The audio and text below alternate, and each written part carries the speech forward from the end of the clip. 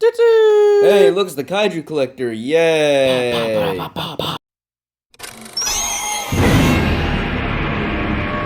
everyone, Nate for the Kaiju Collector, and today we will be taking a look at the Bandai Limited Movie Monster Series, Godzilla and Megaguirus from Godzilla vs. Megaguirus. Now, these two figures were released at around the same time in 2025 as Godzilla Store exclusive figures. And these two are really good, but are they on par with each other? Let's take a look starting at these figures' tags. So here we have a nice picture of Godzilla, or Giragoji, as the suit is called. And it says Godzilla 2000, Odaiba, Decisive Battle in Kanji, Colored Version, Godzilla, Godzilla 2025. Inside of the tag, pause to read the translation. Back of the tag is a nice cutout of Godzilla 2000's dorsal fins with Godzilla X Megaguirus and G Extermination Strategy or something in Kanji. Godzilla Store exclusive in Japanese, movie monster Shirizu, movie on series, Bandai, and that's pretty much it with the tag here. Taking a look at Megaguirus' tag, it's very similar, except it's Megaguirus, of course, and has Megaguirus, Odaiba, Decisive Battle version in Kanji, Megaguirus, Godzilla 2025. Inside, pause to read the translation. Back of the tag is a cutout of Megaguirus' wing, Godzilla X Megaguirus, same as the Godzilla tag with Bandai, movie monster Shirizu, movie monster series. That's pretty much it with the Megaguirus tag. And now, the tags are now nice and protected. Now, let's take a look at these figures' articulations, starting with Godzilla's. In terms of Godzilla, he has a standard Godzilla articulation. Rotation back and forth at the arms and rotation at the legs. Nothing new there, nothing at the tail and nothing at the head. Solid articulation for a Godzilla figure, so 10 out of 10. Megaguirus here is a lot less compared to Godzilla, but it's still nice. We have a swivel at the arms here, and that's really it. I wasn't expecting much for a literal bug figure, so 10 out of 10. And now that we're done with that, let's take a look at these figures of painting and sculpting. Starting off with Godzilla here, he has 8 colors in total in terms of his paint. A brown, a dark brown, a black, a white, a metallic orange, same for the dorsal fins, a yellow and a dark green for the base color, and this off-white for the toenails and claws. So it is a little bit more paint compared to other Movie Monster Series figures, but like those other Movie Monster Series figures, the way it's applied is very nice. Also, the main detail here is like any other Millennium Godzilla that you've seen on my reviews. It is just the standard spiky Godzilla detail, and if you have seen this video, then you know what to expect in terms of Godzilla 2000's design. Actually, you know what? Compared to the original Godzilla 1999 figure released back in 1999, I'd say this is a lot more related to the Yuji Sakai concept, which was also released by SH Monster. And honestly, I actually like that design because, yes, the final design of Miragoji is nice. I do also enjoy the Sakai concept version. It's a lot sharper and spikier compared to the final version. I like how ferocious Godzilla looks. We can see the 4 colors on the eyes, the black, the dark brown, the light brown, and the off-white. And some fantastic details there. I really like it. Like most other Godzilla figures, this Godzilla's mouth is completely pumpkin orange, and I like that. Teeth are actually kind of bad, to be honest. They are really just like tacked on there, especially at the lower jaw there. But the detail on the neck is really nice, and we can see a couple dorsal nubs and the first painted dorsal nub over there. Front of the neck looks nice. I do like how it's a little bit different from other Millennium Godzilla figures I've seen, where it's a lot less organized and a lot more chaotic. I do like that. Arms are really long for some reason, and the fingers are very bony for some reason. Also, the skin detail here is extremely rough. Fingernails are painted quite nicely, and hey look, there's detail on the inside of the hands there. You know, it kind of reminds me of the bottom of a bird's foot for some reason. Godzilla's legs here are nice and a lot more muscular than usual for some reason. Again, great painting on the toes here. And hey, we even get some knee highlights there. I like it.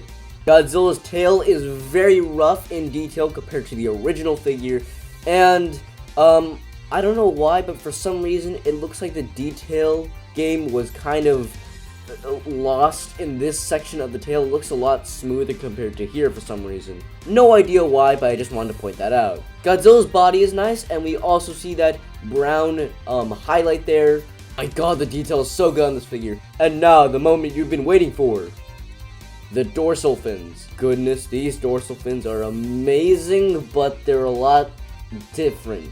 Do you guys remember in the original Godzilla 2000 review, I praised that figure for its amazing detail? Yeah, the detail isn't as present as on that original figure, same with the 2016 release, but it makes up for it with these amazing yellow and golden, or orange, whatever you want to call it, colors on the dorsal fins, and even between you can see some of the dorsal fins in between, which was a design piece from the original suit.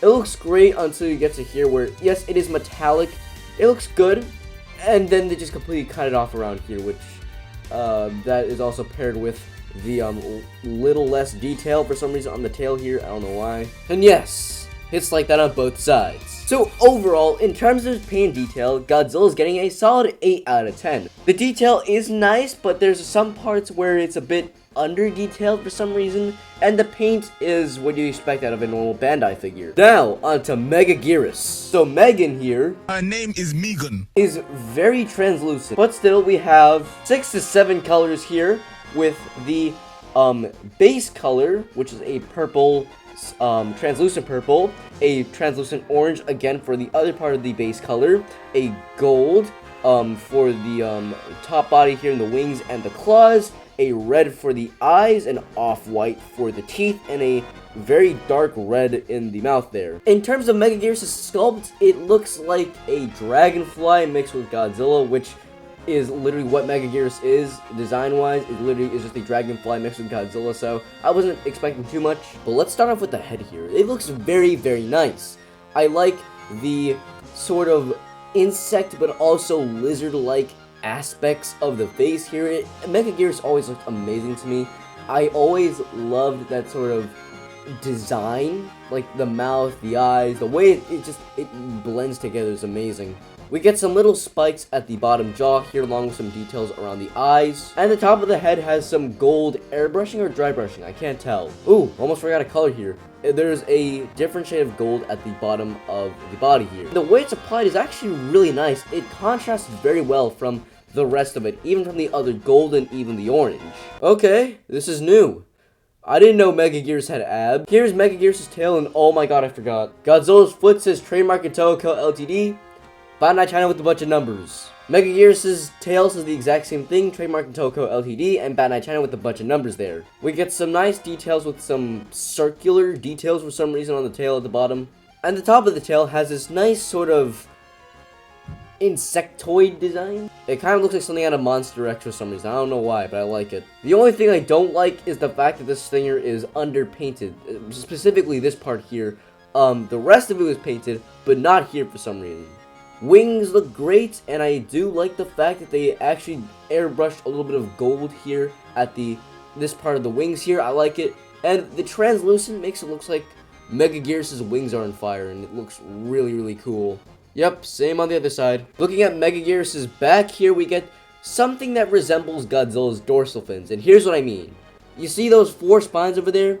Yeah, it kind of looks like Godzilla's dorsal fin. Lastly, Megaguirus' claws, and they're really cool, actually. I like the gold, I like the translucent purple, but my one issue is, why are the claws blue when the body is purple? Like, there is a very clear difference. It's probably because the fact that these parts here are very, very hard vinyl, so they definitely filled in more purple, which accidentally made it blue. Who knows? Because when I look at it at the camera, it's blue, but when I look at it in person, it's still purple, so I don't know what's going on here. And it's like that on the legs as well, which are very hard vinyl.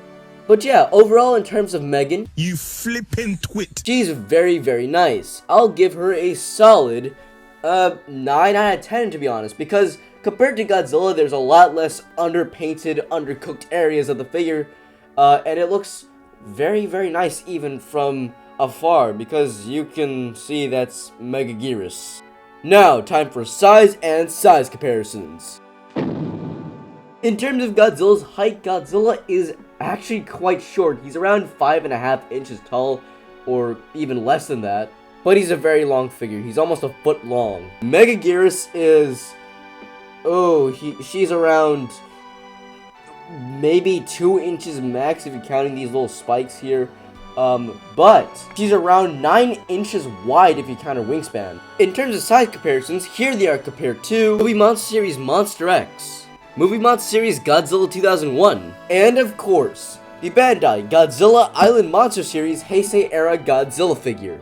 Now the main comparison I want to show here is the original Bandai Toho Kaiju series Godzilla from Godzilla 2000. Now when you look at these two, they're very, very different. This Godzilla has red eyes while this Godzilla has brown eyes, and this Godzilla is a lot, I guess, skinnier compared to this really bulky design, which you could call this film accurate. This could also be considered film accurate if you look at it enough, but they're both great figures. So, which is the better option?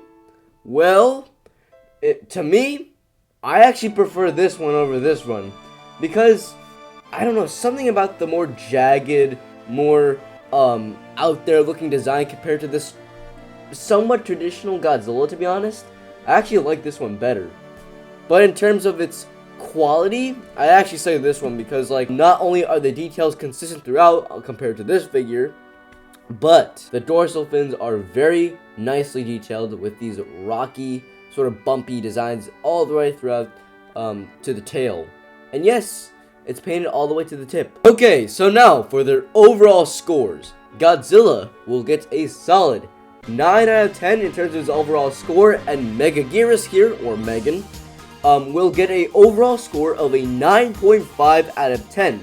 Highly recommend getting both these figures if you can find them, and yeah, that's pretty much it. I think they're both available at the Godzilla Store US now, and I got mine in Japan, so I'm not sure if they're available in the US yet, but if they are, then yeah, go and grab them. And that's pretty much it from me. I don't know what my next review is going to be, so see you guys.